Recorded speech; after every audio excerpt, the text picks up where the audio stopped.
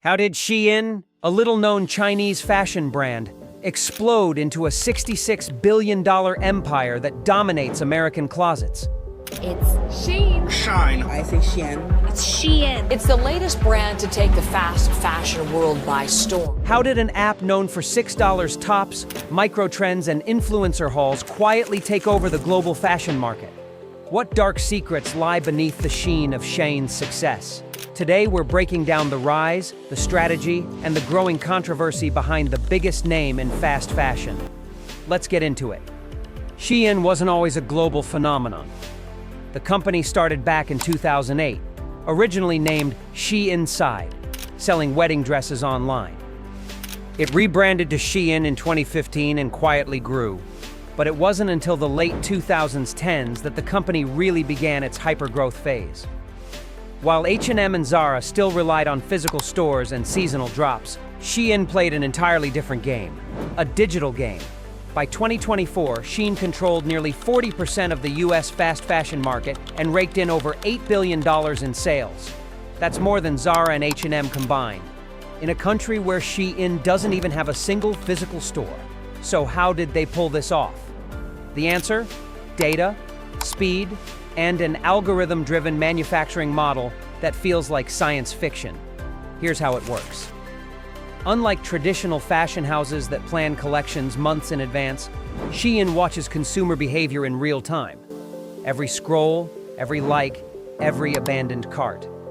That data feeds into their algorithm, which then instructs a network of manufacturers in China to produce test batches, sometimes as small as 100 items.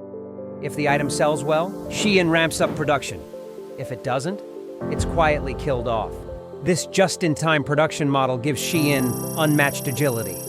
Zara used to be the fastest player in the game, turning around new items in 3 weeks. Shein can do it in 3 days. And because Shein controls everything from product ideation to delivery, cutting out middlemen and traditional retail costs, they can sell a trendy crop top for $6 and still profit. The result? Shein uploads thousands of new items per week, more than any other brand in the world. That's right. While most retailers launch seasonal collections, Shein drops thousands of microtrends weekly, engineered by clicks, driven by data. It's innovation at scale and chaos for anyone trying to keep up. But with that scale came something else: controversy. Because the question quickly became, where are all these designs coming from? That's where things get murky. Independent designers began sounding the alarm. Small artists on Instagram, Etsy, and TikTok claimed Shein was copying their work, down to the pixel, and selling it for a fraction of the price. We're not talking about similar vibes. We're talking exact matches, identical graphics, same colorways, no credit, no licensing, no payment. Shein denies this.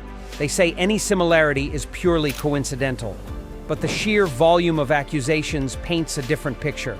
Artists like Bailey Prado and Mariama Diallo have gone public, showing side-by-side comparisons of their work next to Shein listings that look unmistakably familiar. In one now viral post, a designer called out Shein for copying her tote bag design, right down to the misspelling, because even the typo was copied. It's not just anecdotal. In 2023, a group of indie artists filed a lawsuit against Shein, accusing the company of operating a pattern of intentional and systematic intellectual property theft. Shein responded with a standard PR statement. They take IP claims seriously. They investigate all allegations, etc. But many critics say that's just corporate noise. Because while lawsuits grab headlines, most small designers don't have the time, money, or legal resources to fight a $66 billion giant in court. And Shein knows that. This brings us to the lawsuits. Over the past few years, Shein has been sued multiple times for copyright infringement. In the US, at least 3 high-profile cases are ongoing. One suit even alleges that Shein's entire business model, powered by automation and AI, is structured to exploit unlicensed art at scale. That's a serious accusation. The plaintiffs argue that Shein isn't just a marketplace with a few bad actors. It's a machine designed to copy, sell, and discard without accountability. Shein's legal team calls that baseless. But again, the volume of similar claims and the consistent lack of licensing has made many in the creative world uneasy. Because when small designers are afraid to post their own work online for fear of being copied, that's a problem. But it's not just about design theft. It's about what happens when a company grows too fast to care about consequences. Let's talk ethics and transparency. Shein has long been criticized for its lack of supply chain disclosure. For years, the company refused to name its manufacturers or share details about labor practices. When pressured, Shein claimed to conduct internal audits, but independent watchdogs and investigative journalists tell a different story. In 2022, a UK Channel 4 investigation exposed alleged violations in Shein's factories, including 75-hour work weeks and wages as low as 4 cents per garment. Shein promised reforms and released a supplier code of conduct, but skeptics weren't convinced. Greenpeace and other watchdogs have ranked Shein among the least transparent companies in fast fashion, citing vague reports, missing data, and zero third-party verification. And that's before we even get into the environmental impact. Shein's ultra-fast fashion model encourages overproduction, overconsumption, and clothing waste on an industrial scale. Thousands of new SKUs per week might be good for engagement, but they're a disaster for sustainability. Discarded clothing from brands like Shein often ends up in landfills across Africa and South America, creating massive textile waste zones known as dead clothing mountains. It's a mess, and a growing one. So how does Shein keep growing despite the backlash? 3 reasons: price, speed, and social media. While Gen Z increasingly says they care about sustainability, their purchase behavior often tells a different story. When you're broke and want a new outfit for the weekend, Shein's $9 dress is hard to resist. And Shein knows this. They've built a marketing machine powered by TikTok influencers, micro-creators, and discount codes. The hashtag #ShineHaul has over 10 billion views.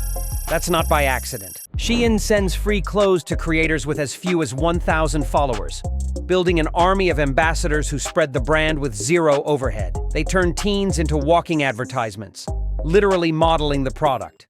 It's low cost, high impact, and addictive to watch. But here's the catch. As Shein eyes a US IPO, all these issues, the lawsuits, the labor concerns, the sustainability problems, are coming under more scrutiny than ever. Investors are asking, can a company this controversial go public without a reckoning? And the answer is, we don't know. Some say Shein will clean up its act under pressure. Others think the business model is too broken to fix. One thing is clear, the days of Shein operating in the shadows are over. The scrutiny is growing, the lawsuits are multiplying, and consumers, especially younger ones, are starting to ask harder questions. Because while a $6 crop top might be cute, what's the real cost? Shein's story is complicated. On one hand, it's a masterclass in digital strategy, using data, speed, and psychology to dominate an industry. On the other hand, it's a case study in modern capitalism, where scale is everything, and ethics are often an afterthought. So what do you think? Is Shein a tech-savvy disruptor playing the game better than anyone else? Or is it a cautionary tale of growth without guardrails? Let us know in the comments. And if you found this breakdown eye-opening, check out our other videos. Each one unpacks the business stories shaping your world without the fluff. Don't forget to like, subscribe, and hit the bell so you don't miss the next one. Catch you in the next video.